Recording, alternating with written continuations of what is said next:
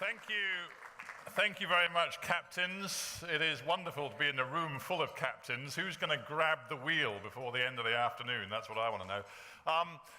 For those of you who were here last year, welcome back. It's fantastic to see you again. It's the same format this year. I get the chance to spend a little quality time with our special guest today, who I'm going to introduce in just a moment. The format is very simple.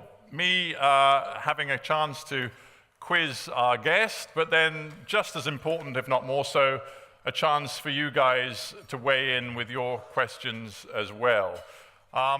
So we'll sort of divvy it up about half each, but do listen carefully. I loved the lady contributor in the video saying that last year she'd enjoyed Stuart Rose so much she was scribbling furiously throughout the presentation. I hope you got pen and paper handy, because I think you're going to get some very interesting insights into how to run a business over the next 40 minutes or so. Our guest today is a man who has such an amazing track record in selling stuff in retail that I suspect many of you will want to pick his brain as to just how he turned his own company around. I'm talking, of course, about Justin King. For those of you not familiar with Justin, he's got a long corporate track record. I think he began at Mars as a trainee quite a number of years ago, more probably than he cares to remember, but he rose through the ranks there. He worked for PepsiCo for a while. As we've already heard, he was the man who gave us all the wonders of Häagen-Dazs ice cream here in the UK, but most particularly since 2004, he's been at the helm as the captain of Sainsbury's, one of the big supermarket brands. Wasn't doing terribly well when Justin took over. It was struggling a little bit against the might of Tesco and others. But in the course of 10 years, Justin turned Sainsbury's right around. I think he had the record of never failing to deliver a quarter of growth throughout his period at the top, which is pretty extraordinary when you think that he was navigating through 2007, 2008, financial crisis, recession, etc. But Sainsbury's had a brilliant track record, and if there is a man who knows the art of an elegant and exquisite piece of timing on departure, it is also that man, Justin King, because you all probably know or have a clue as to what's happened to Sainsbury's since he left, and the graph hasn't really been going that way, it's been sort of going that way. So we can talk a little bit about that too. So loads, I think, to get into with Justin King. Please give him a very warm welcome.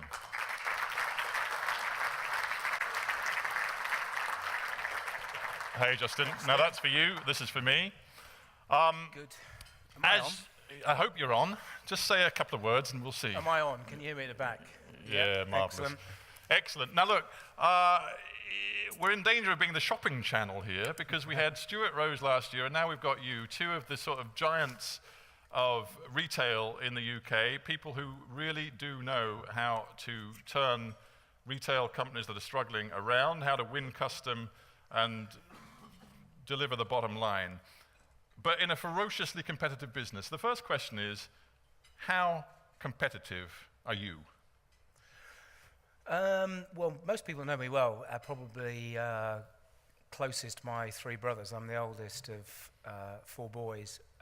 I was 6 when my youngest brother was born, so we were quite close in age. Most people who know me well would say I'm obnoxiously competitive.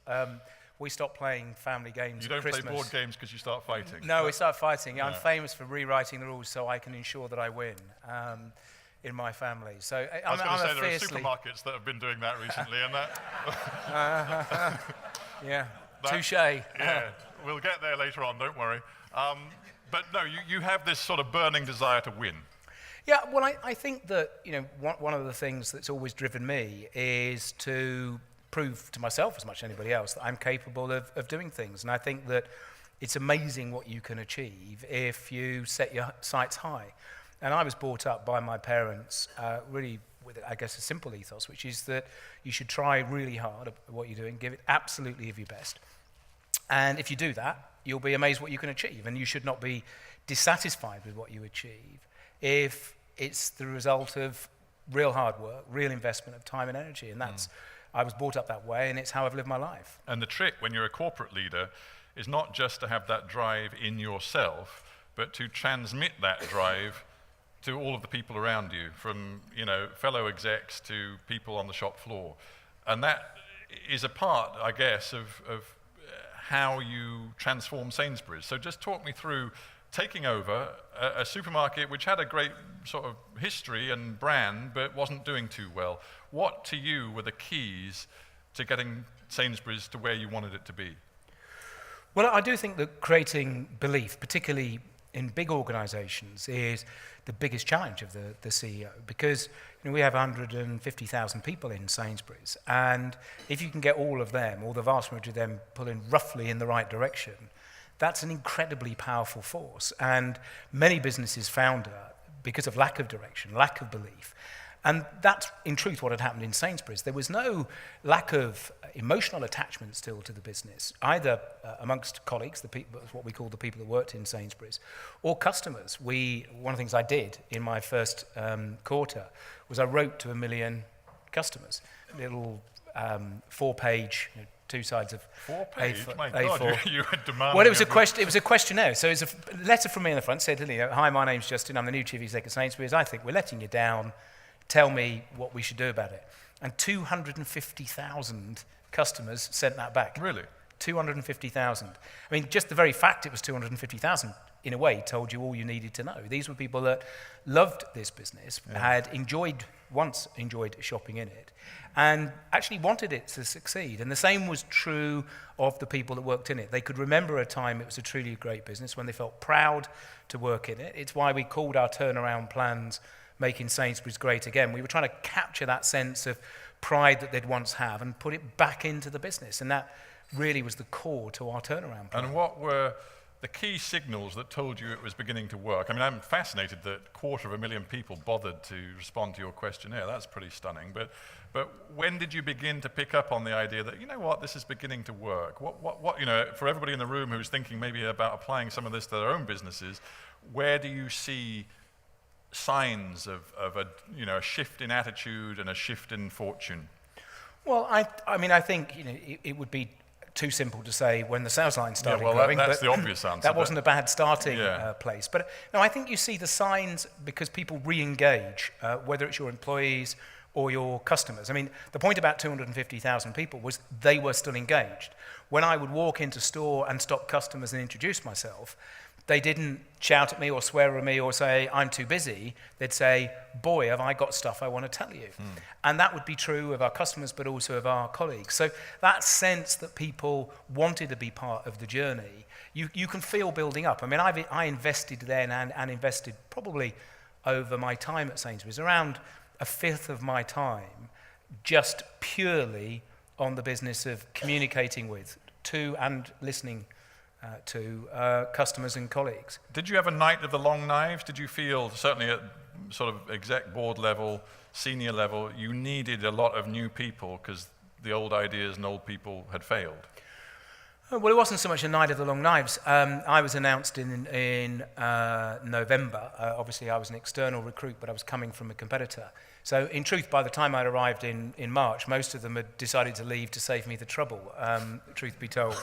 But I do think, yes, I mean, within, of the top 20 people in the business, if you take our non-executive directors and the operating board of the company, I think only 2 survived my first year in the job. By far the more challenging, I mean, I think it's very straightforward. They were in charge of the business, had been for a long time, and had been well paid to deliver pretty poor results, and they had to go. But one of the things I was most proud of in my time at Sainsbury's was, in truth, it was the team that were on the bridge, so to speak, who turned it around. We launched an incentive plan in our first year. It was called Making Sainsbury's Great Again, as you might imagine. It was a 4-year target. I had the same targets as the top 1,000 managers in the business. It was about 1,000 people, and 960 of them were still in the business 4 years later when that paid out in full. So we had an incredibly low level of turnover amongst middle and more junior management, less than 2% a year in my tenure. So it was very largely the same people who were running the business into the ground actually took it to great heights. All right, now let's get to the nitty-gritty. Everybody in the room is probably aware of the travails of one of your bitter rivals at your time at the top of Sainsbury's, that is Tesco's, and no smirk, that's good. But it seems to me, I don't want to get you into the ins and outs of what's been going on at Tesco.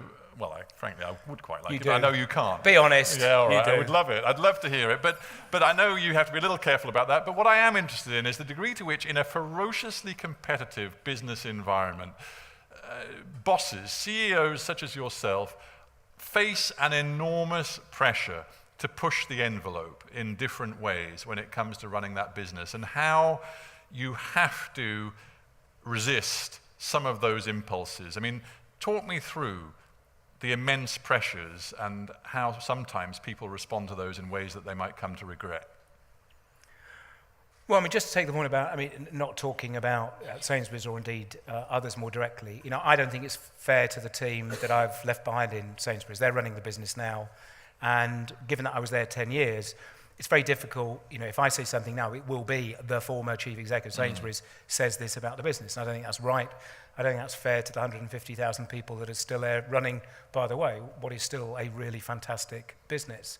I mean, the pressures they creep up on you. I think that if you were ever to, in circumstances in the past where, in fact, people have been found to have behaved inappropriately or in some instances illegally, we'll find out where in that spectrum the behaviour in Tesco has been in a number of years, I suspect, rather than very soon. If you were to tell people at the start of that journey where they were at the end of the journey, they would have told you unequivocally, no chance. Sure. That's absolutely outside of my value set. I won't do that. And yet somehow they get there, and they get there incrementally. And I think that's why it is so important to have values at the core of a business, to have a clear sense of what is appropriate behavior in the general sense. Because I think what that actually does is it gives people power early on in that process to stand back and say no, to not get sucked in. We've heard the story of Tesco of it being a whistleblower, but I'm not sure somebody that late in the day can really be called a whistleblower. When you want a whistleblower, we now do know, because they've announced it, it's been going on for at least 3 years. Well, where were those whistleblowers a year ago, 2 years ago, and 3 years ago? And I think if you're trying to cater culture based on values in a business, you have to be confident that very early, when an individual oversteps the mark, or when individuals are, that someone else, first and foremost to them, because in the best these things are solved in the bowels of the organisation, someone says, I'm not going to do that for you. And actually people like handing these things off. It's amazing how often if someone asks of a subordinate to do something and the subordinate says, well, no, if you want to do it, you go do it. Guess what? The boss won't do it because they think the handoff somehow protects them. And I do understand, actually, in some of the sort of public coverage, gets very frustrated by the idea that, big bosses don't accept responsibility. And I do think in circumstances like this, there is a very clear case. We're happy to accept the line of command when things are going well. You introduced me as the person that led the turnaround of Sainsbury's. I'm very happy to bask in that. And I think the connection is as clear if the news is bad as if the news is good. Yeah, which is a strong statement of the importance of leadership in a positive sense, but also a leader who is strong enough to appoint around him a senior team who have the ability and the willingness to stand up to that leader from time to time without finding they're out on their ear if they do. I think it's a real challenge when you're building a team, because I think most of us would say, at least when sort of dealing with it objectively on a piece of paper, of course we want really high quality people who understand their jobs really well and are likely to be very challenging to manage.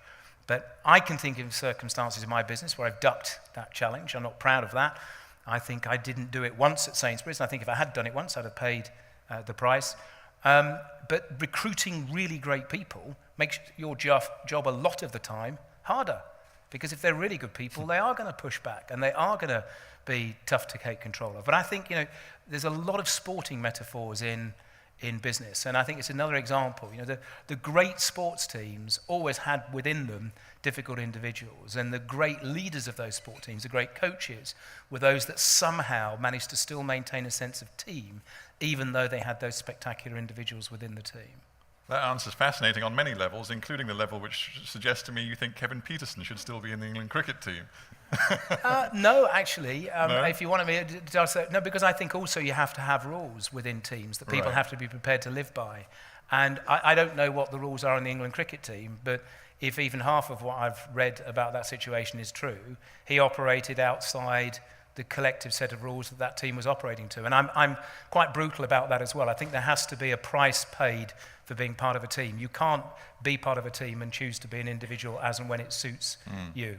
You do leave part of yourself at the door of a boardroom, I believe. I'm a passionate believer in collective responsibility and that boards should be free and frank debate, but ultimately when something's agreed, the most passionate advocates of that agreement have to be the people around the boardroom table. All right, some quick fire questions then that will just sort of pin down your position on several things that seem to me to be interesting in the business environment for everybody in this room today.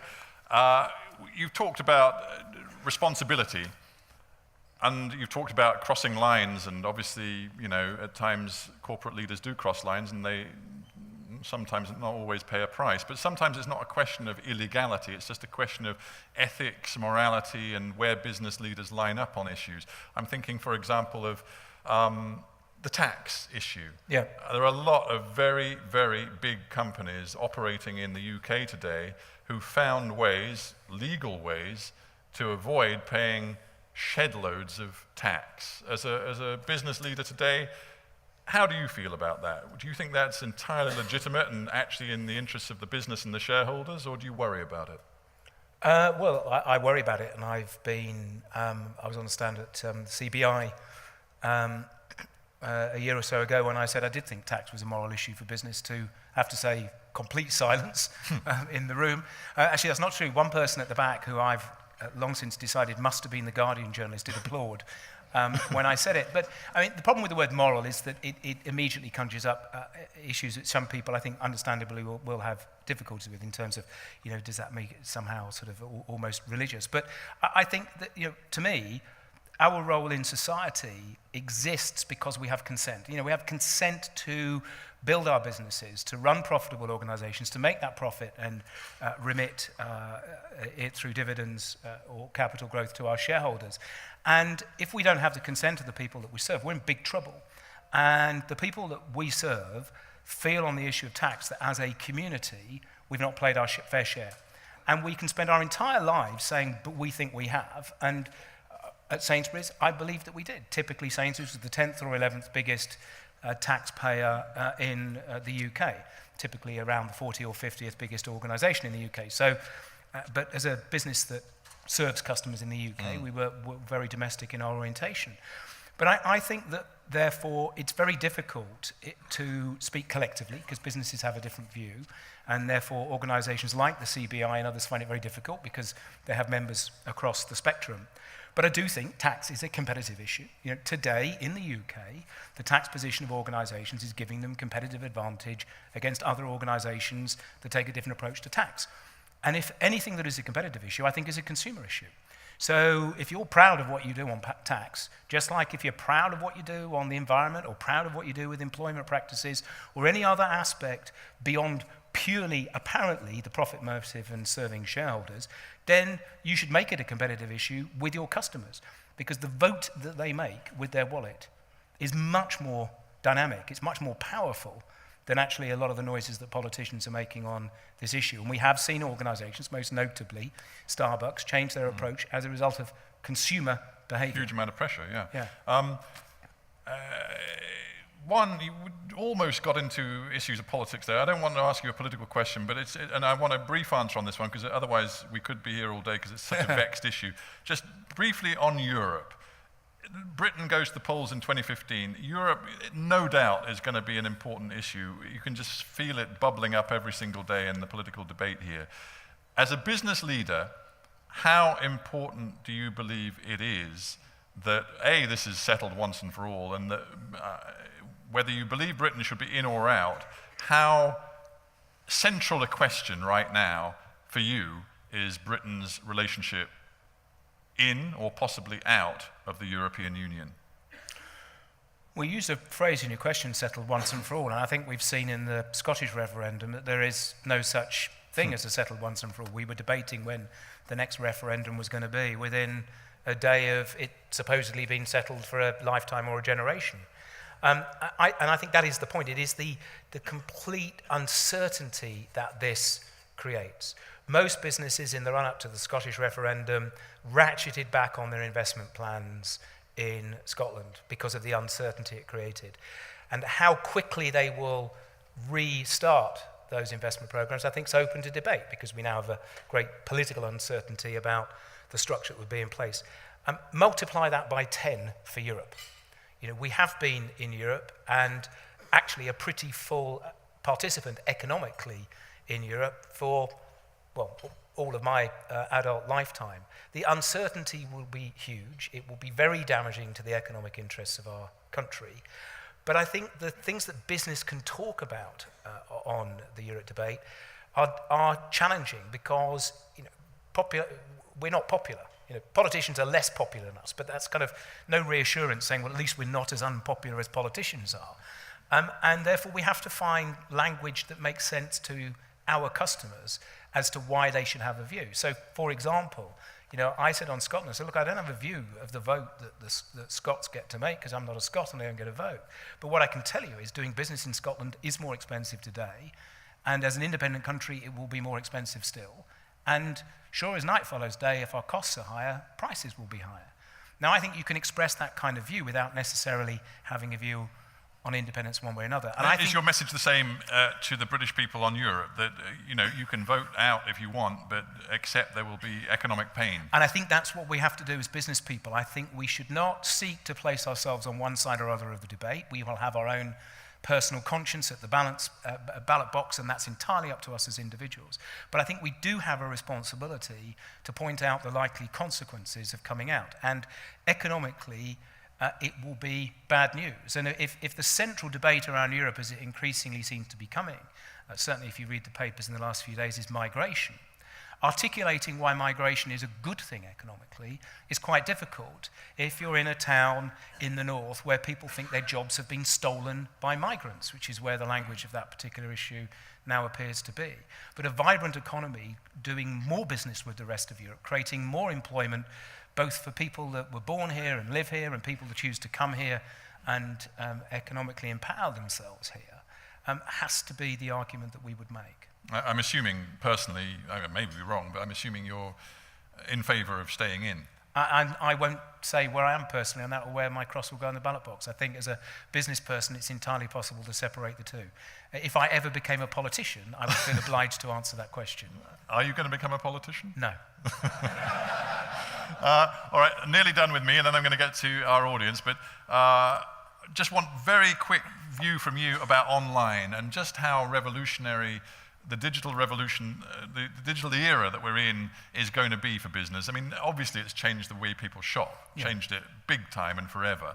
And it's changed, I dare say, the businesses of every single person in this room. But do you think we're sort of anywhere near a plateau, or are things going to change exponentially in the next 5, 10, 15 years? What do you think?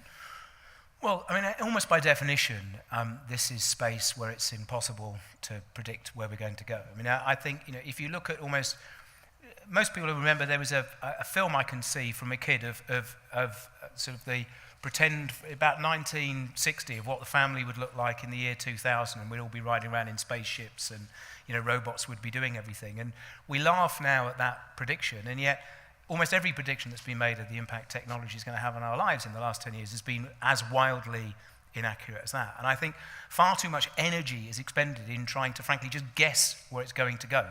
None of us are bright enough to work that out. I think we can see what the direction of travel is. But I think what is important, we should ground our decisions in the reality of the here and now. I think one of the problems with technology is that people sort of take leave of their normal senses in business decision-making. It has changed the way people shop, but in my own previous industry, here's, to my mind, the most remarkable statistic. So grocery supermarkets, now all 4 major ones in groceries, have been in the space for 15 years. Tesco were the first 15 years ago. They've invested literally billions in growing their online businesses for groceries. There's a pure play in Ocado, that has consumed £10 of shareholder equity for every doorbell it ever pressed, ever, in history. And Stuart Rose loved it, by the way. Well, of course, he's chairman of Ocado, and maybe it will or maybe it won't. Who knows? But let's not let the facts get in the way of a nice story. 96 pence in every pound are still spent by real customers in real shops. That's the most remarkable statistic. And if you remember that statistic, then you'll think about the change in a different way, I think. Because the question you have to ask yourself is, why has that collective investment not yet cracked the change? And it just might be, because that's what 96% tells you, by the way, it just might be the customers really do quite like doing their own shopping in real shops for their food and groceries. And therefore, if you just focus on making that an ever better experience and worry a little bit less about the bogeyman, you might run a darn sight better business that keeps that 96 as 96. If you convince the 4 is the future, and spend all your time worrying about that and focus on that, you'll neglect the 96, and I'll tell you something for certain, the 96 will get smaller if you do that. I'll tell you what, I'd be interested to take a straw poll on that, but we haven't got much time, so I won't at the moment. Brief as you can, are you coming back to run another major company? That's what I hear. And I also look at you at the moment, you're consulting, you're speech making, you got the odd non-exec directorship. But when are you going to come back and run a very big company? Well, I've said I'd like to do another big thing. I don't know what that big thing is. I've kept myself as unfettered as possible. I, in fact, only have one non-executive directorship at the moment, which is Staples, which I've had for 7 years. But these things take time, and I promised myself that I wouldn't commit to anything for 6 months. Oh, just think aloud. So, what company do you look at today? Think, you know what, I'd like to run that. I'd like to do something a bit different from what I've done in the past. You won't see me popping up running a food retailer or a competitor to Sainsbury's, for sure. What about travel business? I don't really know the industry that well, but maybe I should spend the rest of today finding out. In all seriousness, do you think, I mean, the supermarkets have moved into all sorts of areas we never perhaps, years ago anticipated, financial services, insurance, all sorts of things. Can you imagine the supermarkets ever doing travel retail? On the whole, no. I think that most supermarkets, when they've tried to change the services that they have in store, have recognized that other people are better at running their businesses than we would have been. The examples in the supermarket business in the UK would be, Timpson's is a super business which, in very large part, sits itself, it's a parasite, but in a positive way, on the back of the supermarket footfall. Travel has had flirtations with that. Clearly, the Co-op used to have it as an integral part of their superstores. Sainsbury's do have quite a few travel bureau inside them. Right. I saw a Virgin travel bureau inside a House of Fraser at the weekend. So clearly, people are trying to find customers where they are. Well, I hope to God they weren't flogging tickets on the Intergalactic at the time. But the final thought from me is just a personal one. There's nothing to do with really your business past, but I did read that you quite wanted to be Bernie Ecclestone because you're obsessed with motor racing, and I know your son's big into motor racing, and you didn't mind the idea of running Formula One. Where's that going? Well, I didn't say that, actually. I've tried quite hard not to say that. My interest in motorsport is because of my son. He's a great driver. If talent was everything, he'd make for Formula One, but talent's not everything, actually. Is it true what they say about motor racing, that the best way to make a small fortune is to start with a very big one? Preferably a very big one, and you can make it very small very quickly. Well, you've got a very big one, so you're fine. Not even close to what you need to start with, let alone finish with in Formula One. So I get seen around the paddocks a lot because of my son's involvement, and without being funny, it's self-evidently the case that there isn't a vacancy. And to your earlier question about what I want to do next and why I answered somewhat indirectly, I don't want to be a stalking horse. I don't want to be every chief exec's worst nightmare, a chief exec out there waiting for a job in the hope that someone will fire one. The right opportunity will come along when it does, and I'm quite happy that might take a bit of time. Very good. Well, Justin, thanks so much for answering my questions. I think that deserves a round of applause just for being patient with me. Thank you. Ladies and gentlemen, we've got a few minutes for questions. So if anybody who's got a question for Justin about his business record, his past experiences, some of the stuff he's talked about leadership and how to run a big business and how to transform it and how to energize an entire staff, anything that strikes you as something you'd like to share or a question you'd like to ask, do not be shy, but we've got roving microphones. Right, let's start over there. Can we get a microphone and just tell us who you are and give us your question or your thought? Yep, there's the mic. Yes, good afternoon. My name is Michael East. What we haven't touched on in detail is why the supermarket chains are doing badly now, because customers seem to be going there still. Is it because you've got more competition? Is it because supermarkets aren't, as was widely reported over the weekend, not where people want to shop anymore? What's the cause of this downfall in the sector rather than just any one shop? Well, I mean, part of the issue is in that sentence in your question, the idea that people don't want to shop in supermarkets anymore. I mean, it's ludicrous. The report, which recently led to a whole load of those headlines from the IGD, said that, shock, horror, probe, the grocery market in supermarkets is 125 billion or so today, and will be 125 billion in 2020. So it is still by far the majority way that people shop and will continue to shop. And of course, if you read headlines like that every week, these things do start to become a bit of a self-fulfilling prophecy. The reality is, though, that all the growth in grocery shopping, very likely, because I do believe the kind of forecasts of the IG and others are about right, will come away from that core channel. They will come from discount, from online, and convenience, actually. You wouldn't know it, but actually in cash terms, the greatest market growth in the last 5 years has been in convenience retailing, not in discount retailing. And fundamentally, that's created a problem for an industry which has been, if you like, running up an up escalator for a very long time. Someone switched that up escalator off, and if you've ever been on an escalator when it stops moving, it's quite disorienting, isn't it? You tend to fall over unless you catch your feet quickly. And that's what's happened, fundamentally. And the good businesses have continued to do well, businesses like Sainsbury's. And those businesses that actually had some pretty significant challenges already in their customer offer, businesses like Tesco and Morrison's, have been really caught out by that change.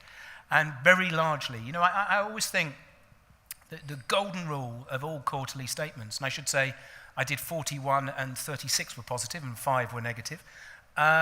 The golden rule of all quarterly statements is to look for the explanation of bad news as something that is beyond the control of management. Because that's a very, very frequent sight indeed, and it's a very rare reality.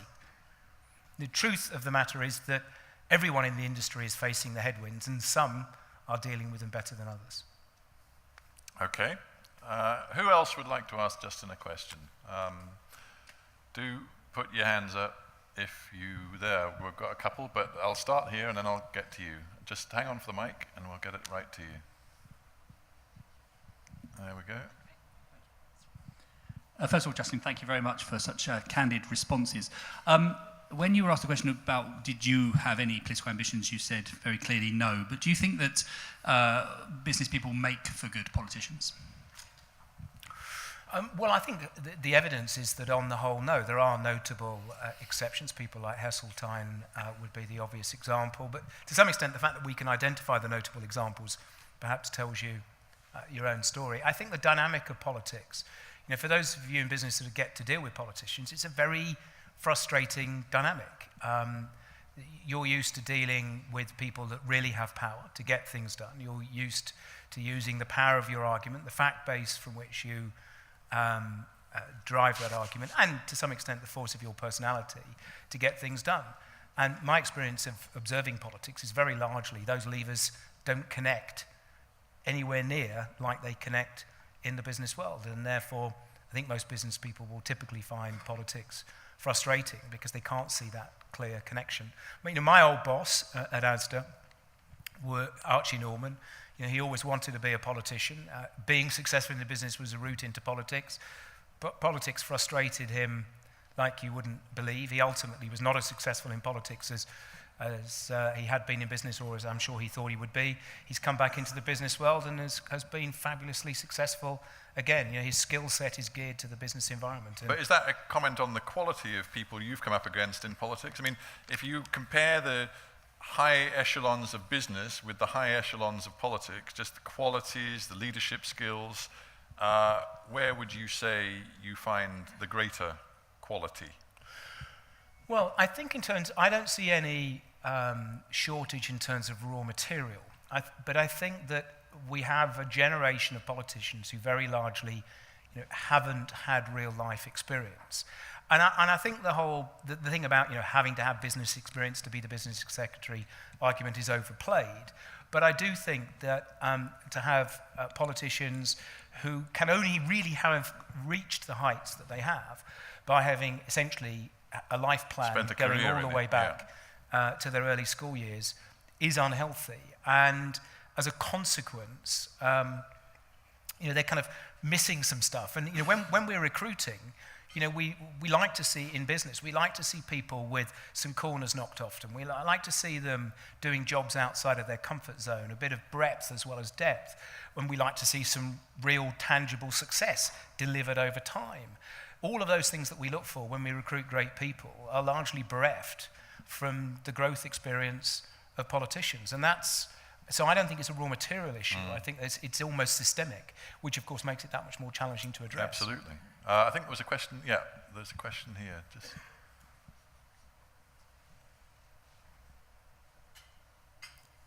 There we go. Microphone's there. Thank you, Stephen. Martin Craigs from Pata, based in Bangkok. Marvellous, honest comments, mixing high competitiveness with a moral compass. Very rare. You really should become a politician. My question is actually related to that. Do you think that governments generally, globally, have any chance of starting to collect the necessary amount of taxation from multinationals that they need to, when the multinationals clearly have people much smarter and armies of accountants who keep moving money from country to country, a la, dare I say it, Starbucks and Amazon? And basically, how will that affect bricks and mortar business, like hotels or like airlines, who can't hide from those taxes? In other words, is our sector a sitting duck that's too easily squeezed? Thank you. Well, I think that's why people in sectors that are like that, and why I felt that it was in Sainsbury's interest when I was chief executive of Sainsbury's to speak out on this issue, have to speak out, because we are competitively disadvantaged. An online business in the UK that's entirely online, whether that's a domestic online business or an international one, is almost irrelevant, puts itself beyond the tax which has been used for the last 2 centuries to be a proxy for business taxation, business rates. Now, we have to hold politicians to account and say, quickly catch up with the changing world. Space can no longer be a proxy for the services that businesses use at a local level. When an online delivery is made to someone's home, it's in a cardboard box last time I looked. That gets picked up by dustmen or taken by the customer to a tip, which is paid for by the high street retailer that's no longer sold that item, with the business rates, which, by the way, are inflating faster because that transaction took place. Because business rates is essentially a fixed sum, inflating by whichever one of RPI and CPI it is, over an ever-reducing payment base. So we have to speak up, and we have to ensure that our customers understand that that's the choice that they're making too. Because customers, as I say, will hold their governments to account. I believe strongly that the reason the Irish government have made their recent change is that ultimately it started to become a customer issue. And if businesses are being challenged about their domicile in Ireland, and they are, businesses in the UK are being challenged about that, then Ireland have recognised that, probably much more likely within the political contact, and done something about it. And if the same attitude came to play across a whole range of other business sectors and a whole range of other countries. I was at as it happens, on a tax forum last week, and I heard it argued that corporation tax will have to cease to exist because it can't keep up with those changes. What that would argue for, I think, probably is taxation at source and taxation at consumption. You have to find some way of leaving the tax dollar behind in things like extractive industries and even industries like my own, in terms of getting things, agricultural produce produced in Africa and so on.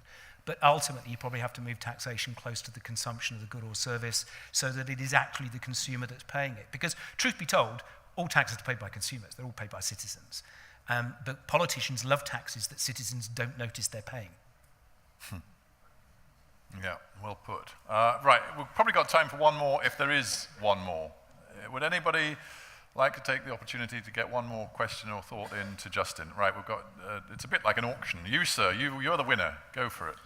How you doing? Andy Freeth. I live up north, and up north there's a couple of other supermarkets that have cropped up that seem to be quite popular. I just wonder what your views were on Lidl and Aldi. Well, they're not up north. They're all over the UK.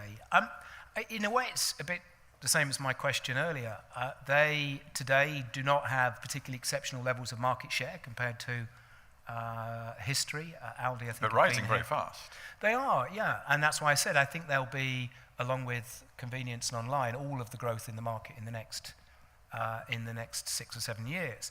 But from a relatively low base, and I say not yet even close to historical highs, and they themselves have had some very challenging restructuring. In fact, Aldi 5 years or so ago did a major restructuring, closed about a quarter of their stores because they understood the strategy they'd been pursuing in the UK was the wrong strategy. But isn't the message of what's happened in retail, in the supermarket business, that the strategy of being ever bigger and trying to offer people absolutely everything in the sort of middle market has backfired? What people seem to want is shops that are focused very much on value and the lowest possible price, which would be Aldi and Lidl, or stores like Waitrose that have a sort of aura of quality about them, which means that they are aspirational and appeal to people who want to spend a little bit more. But the Tesco, Sainsbury's, Morrison's, Asda, who are trying to be all things to all people, with their own luxury brands and their own cheapo brands in vast hangar-like stores, it ain't worked. But it has worked. I mean, the fact of the matter is that there's 170 or so billion market today, of which 125 billion takes place in supermarkets that you've just described as if somehow they've ceased to exist. That doesn't mean that there aren't big challenges in terms of those businesses because of some big mistakes they've made and some legacy issues. I've always, in my entire 10 years in Sainsbury's, said I didn't believe the hypermarket format had a history. Roughly, Tesco have 100 stores bigger than Sainsbury's biggest store. That raises a big issue. To your earlier point about travel kiosks, I mean, the people that could really do with finding some businesses that want to use some of their space, clearly Tesco in that regard. But the discounters are not as northern bias as the kind of popular language. They're not new. They've been around for 30 years. Aldi reinvented their strategy about 5 years ago, and Lidl have essentially copied them about 2 years behind that. Neither of those businesses were doing particularly well 5 years ago, at the height of the consumer downturn. So again, to characterize this as something that is about the consumer downturn is wrong, actually.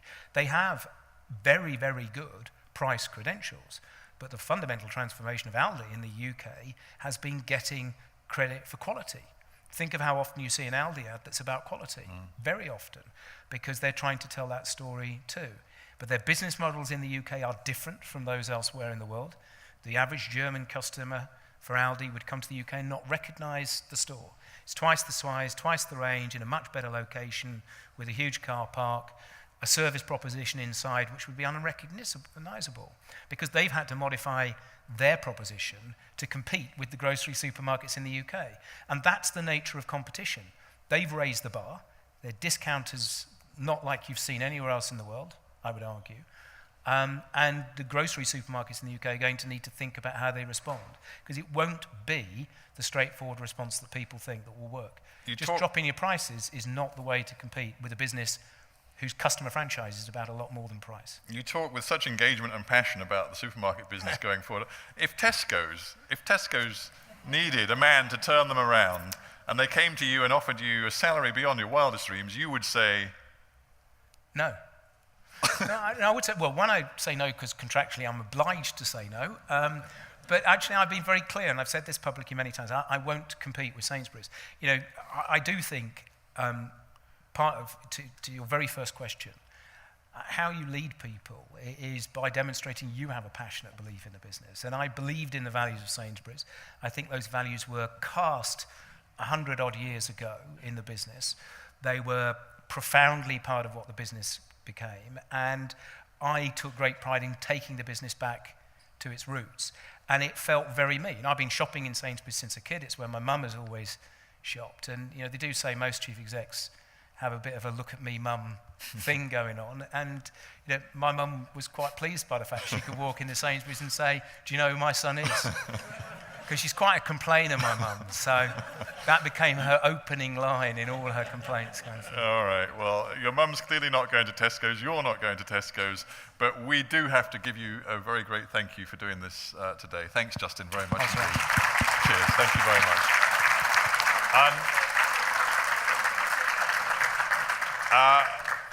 I thoroughly enjoyed listening to Justin. We're almost done, ladies and gentlemen, but stay in your seats for just a second longer. There's two things I want to say. First thing is the Secretary of State for Culture, Media and Sport is right now, I think, about to embark upon a presentation in one of the Platinum Suites, I believe, in the floor below. And we'd love any of you who can to catch that. And I'm sure he's going to be saying some interesting things about the government's commitment to your industry.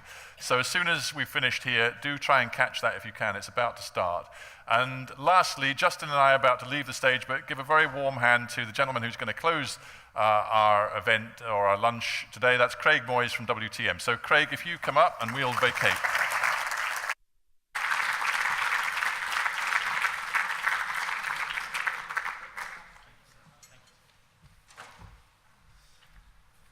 So very quickly, ladies and gentlemen, I just want to let you know that my new boss is in the audience. So if I'm